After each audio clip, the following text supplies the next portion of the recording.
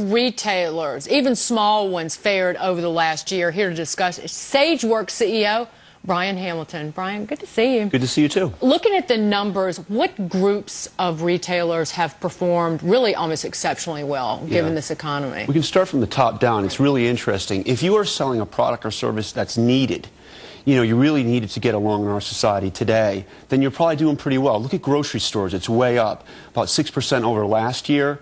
People want to cook at home, so they're not going out to restaurants and they're eating at home. That's a really good one.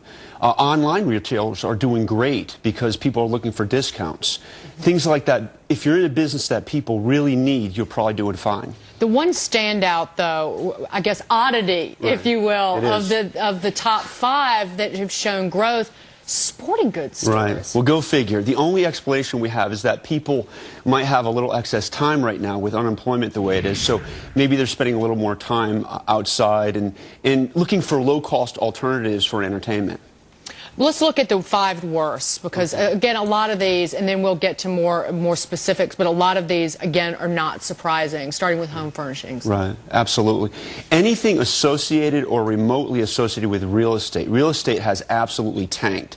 So home furnishing, furniture, hardware stores, anything around home stuff has done badly, and that's probably going to continue for a while. Looking at the retailers that have done okay, what about the small versus large? Because with such a focus on discounting, have the smaller retailers and the smaller businesses really struggled? Definitely, no doubt about it.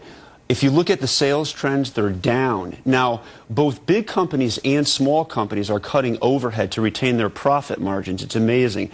They're actually doing that, and in fact, they're increasing their profit margins in a lot of cases. But small retailers are definitely losing sales relative to, big store sales. I just think about the, under $9 new books from a Walmart and the $10 toys. Is there any way that a smaller business can even keep up with that or compete with that? It's a great question. Only one way. You have to develop a niche and really define the niche and develop a brand.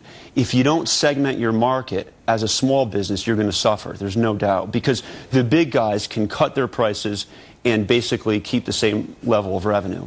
And what about, and that kind of goes to the public versus private, does it not? Sure, absolutely, and it breaks down.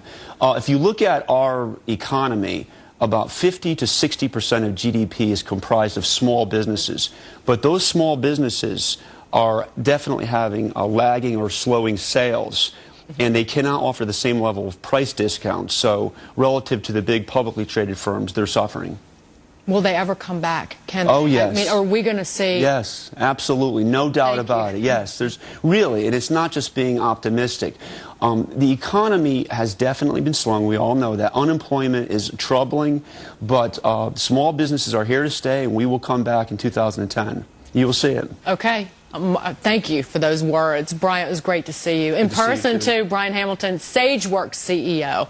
All things about the economy. You talk to that man.